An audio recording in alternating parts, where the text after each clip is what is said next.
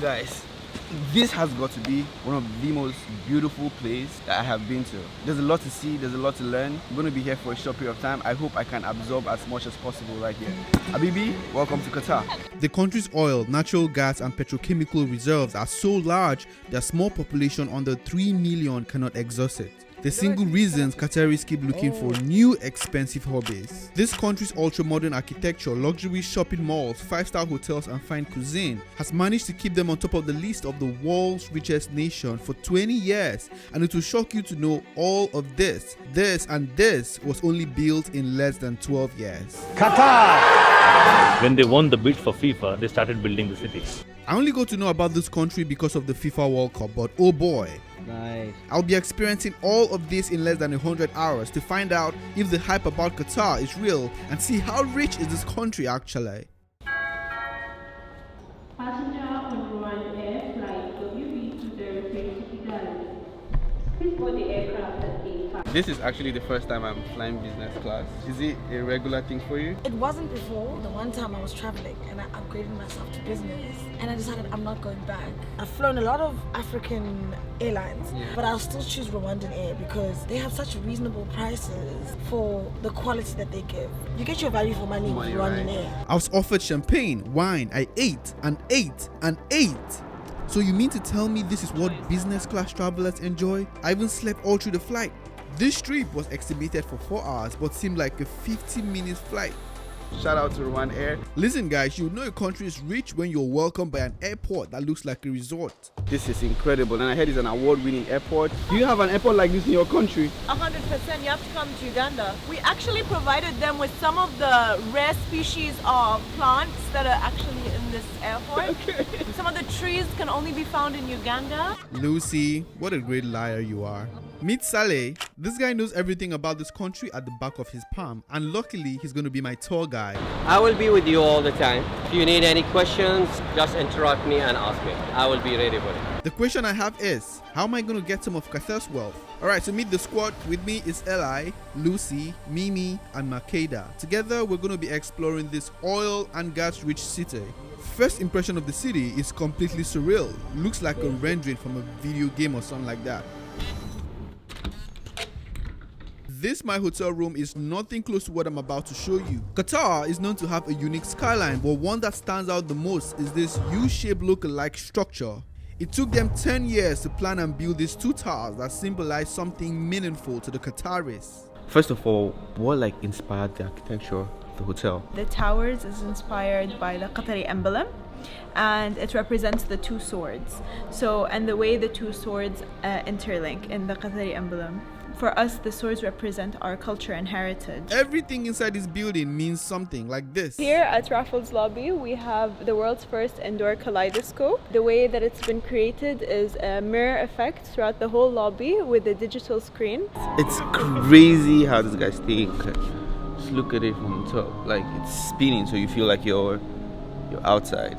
This 37-floor towers houses the most luxurious and extremely expensive hotel in the Arabian Gulf. Allow me to inform you that this building hosted the FIFA officials and many football superstars. We hosted the whole FIFA team as well as all the legends. Alright, so we're about to go check out some of the suites here. Would you say this is one of the most expensive hotels in the world? Definitely. It is one of the most exclusive hotels, yes. What is this? Is this a cinema or a lift? Yeah, please. What is this? I am going into a cinema. These guys are lying to me. Yo, guys, what is this? They even have a chair. Oh my god.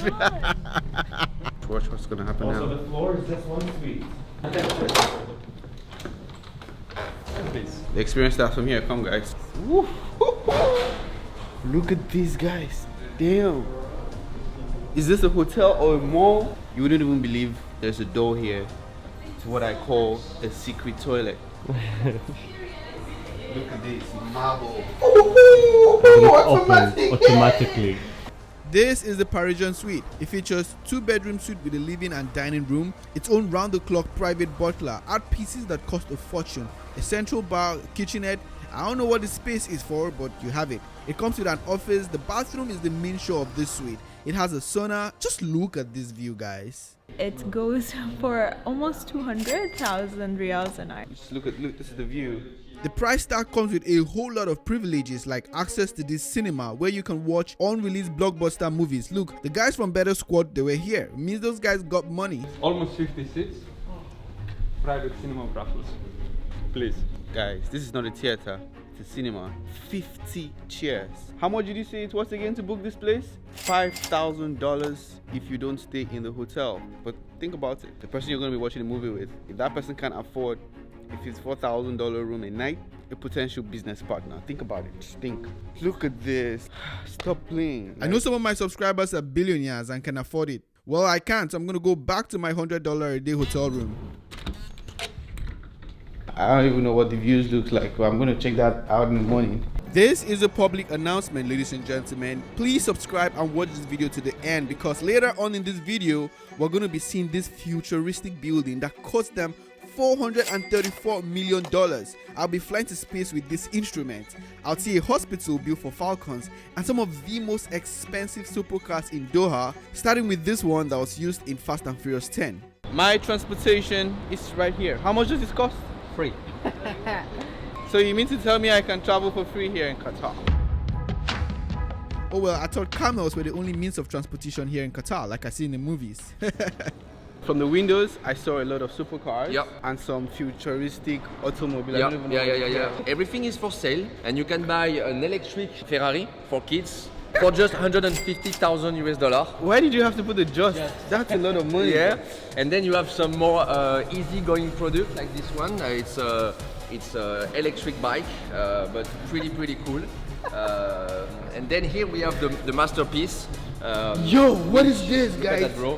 So this is called the Devel 16.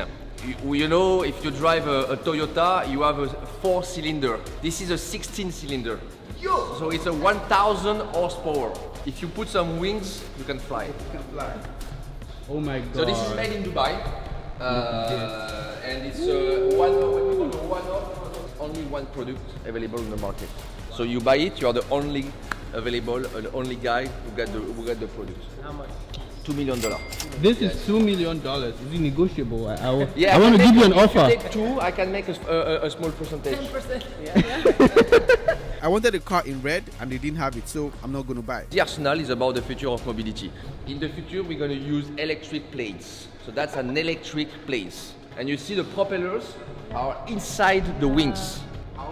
How many years is it going to take for this thing to work? Another 10 years, 5 to 10. I'll be here in exactly 10 years time to buy it. Thank you very much. So the W Motors is the car featured in the Fast and Furious 10. So this car was the car of Fast and Furious, and it's also $2 million. It's more easy. So affordable. So affordable. What's making you so excited? Look guys, if you want to win an African girl's heart, show her or buy her luxury. See how she's smiling. It's not expensive. This is 10,000. Okay, so it's $10,000. Yeah, it's not crazy. And this is 15, 20, and 20. But that's fully electric motorcycle. This one, with that bike, you can go on the snow. It's what we call a snow bike. All right. So it's an electric snow bike. This is really like kind of the masterpiece of the show. It's called In Sky, and the In Sky, it's purely a flying motorcycle. So you have three rotors, 1, 2, and 3, and you just sit there, and you just push the button, and you just accelerate. If I turn this, this propeller's gonna slow. This propeller's gonna accelerate, and that's gonna turn. And that's the way you turn with this. So there is no limitation of height. The only limitation is the fear. Ready? Ready? And there we go. Okay, moving. Can you go on the side so I can take him? Oh, and he has? You are ready to slide? Alright, I think I'm clear for takeoff now, guys. You wanna? Okay. Wow, that's cool. I could not take off because I forgot my driver's license. But anyway, let me know where you guys are watching from in the description and I'll fly to you as soon as I could take off. Coming to Qatar, I was expecting to see this, a Bugatti police car. But here comes the plot twist. Many years ago, the military in Qatar used camels to patrol the city. That tradition is still being practiced till today. These are the guards using the camels to patrol and protect the government house. So this is the police, huh? Those are the police. Then this is traditional clothes of them. And usually they are having in their belts, they are having guns or some, weapons. But for real? now they don't have it. So I like how they've been able to keep that tradition and modernize everything. They want to keep the traditional alive.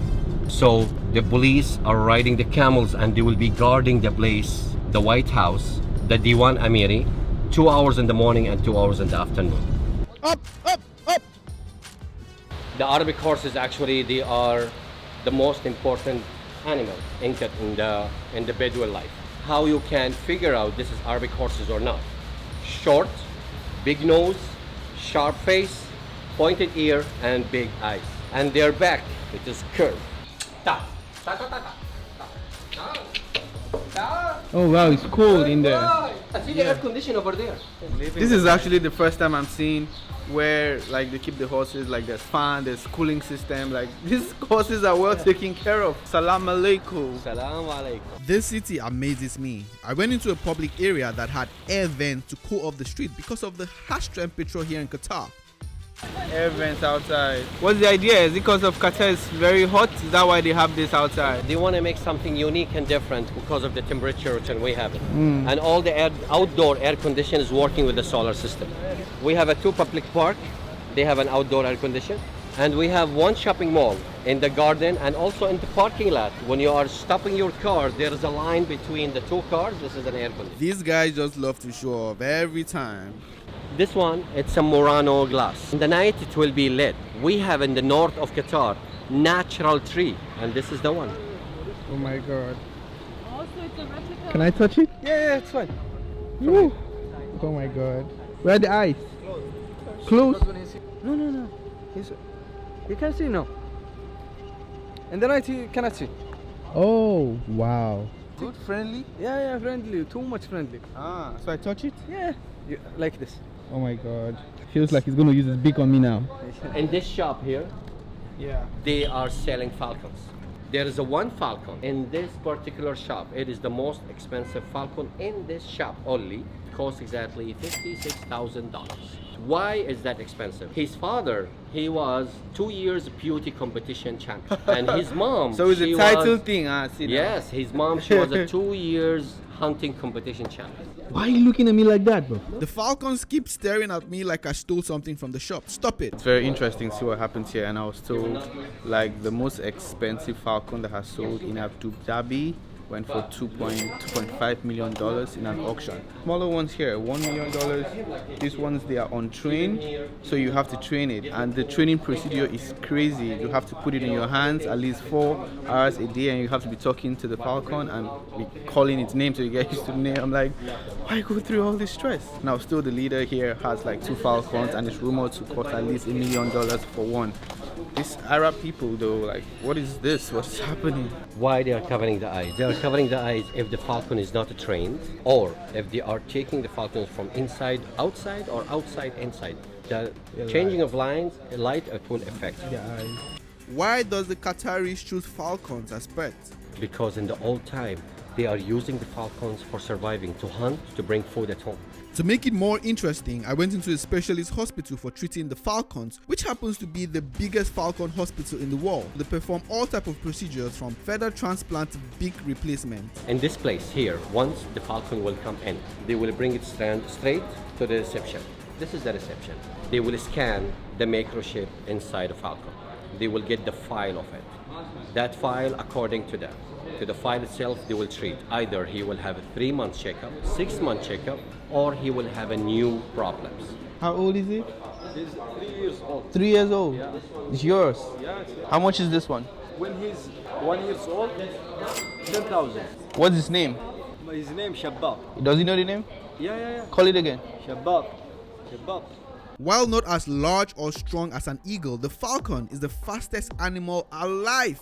They can reach speed of over 200 meters per hour. Even the military aircraft like the F-22 Raptor and the SR-71 Blackbird have been designed to mimic the special traits that the falcons have to fly faster and be more maneuverable at top speed. When he's flying, he don't like something come up. See? He's scared. When you come down, no problem. Slowly. Are you? See? He wants to get a falcon. Yeah, I'm just Right? checking my account. Well, for me, I'm going to go with just one falcon, you know. And but now in my country, we don't have a hospital for falcons. So how will I treat it when it gets sick? It's a bad investment. So I have to fly it all the way to Qatar on a Rwandair Exactly. business class. Standard. Yeah. No jokes, actually this has happened before. 80 Falcons on board a commercial jet flying from an unknown origin to Saudi Arabia. Driving through Doha, the cityscapes look like we're in the future. Look at this and this. Seriously, what is this place? This is the National Museum. It looks like a building thrown down from space. At least I thought the same. The Pritzker Prize award-winning architect John Ovell designed and built it to look like a desert rose crystal. This man has got a bright future if you ask me. It took him more than 8 years and $434 million to construct this museum. In my country, museums are not this beautiful. They are old buildings, and that's why it's a museum, innit? A tour of the museum takes visitors through a loop of galleries that addresses 3 major interrelated themes: the culture, the heritage, and the future of Qatar and its people. The experience you would get touring this museum seems like you're in the past. I need to meet this architect. I want him to build my house in the village. He's skilled. This is the only creatures in the world that never drink water. Never. Never. And if he drink 1 drop of water, dead. This building was built for $434 million, but the valuables inside it has an infinite value. So expensive. Museums are really boring to me, but I like how they visually educate you with audios about the history of Qatar.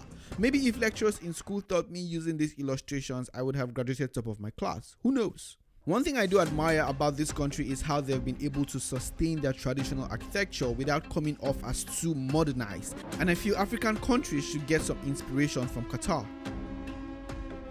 So, to answer the question, how rich is Qatar? See, Qatar has only a few 100,000 citizens, but brings in hundreds of billions of dollars every year. Being a Qatari comes with a lot of benefits. As somebody from here, like, what are you entitled to from the government? We have free education, we have free healthcare, we have free housing. Once you reach 35, or once you get married, you're entitled of applying your documents to get your free land, and then they give you a loan from the government to help you build your house. Again, because like we are a very small nation, and then the government is very rich, or the country is very rich. Yeah. So this is their way of giving back to the people.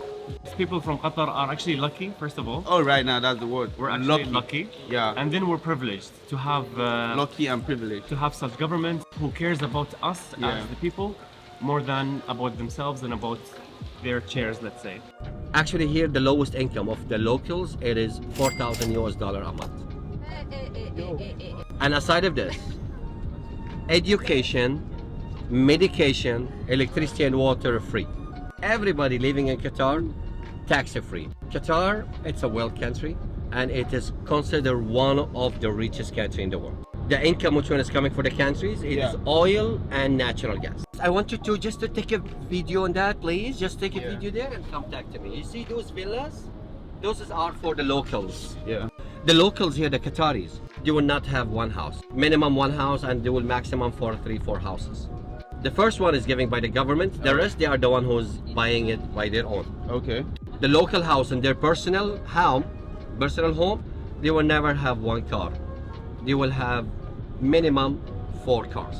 Now, Qatar is not relying too much on the tourism, but this is one of the plans. It will be coming up. The world is projected to be less dependent on oil in the next few decades. In fact, in a few decades, it's estimated that we're going to go from needing about 90 million barrels of oil per day to just 24 million, which means if Qatar wants to stay rich, it has to diversify its economy solely that it is not so dependent on oil. That is why the country is bidding to host sporting events and inviting tourists to visit, building the tourism industry and investors as well to come and invest. This is a sign for you to visit Qatar. And when you do finally decide, please do fly Rwandair, the dream of Africa. Subscribe to the channel, and bye!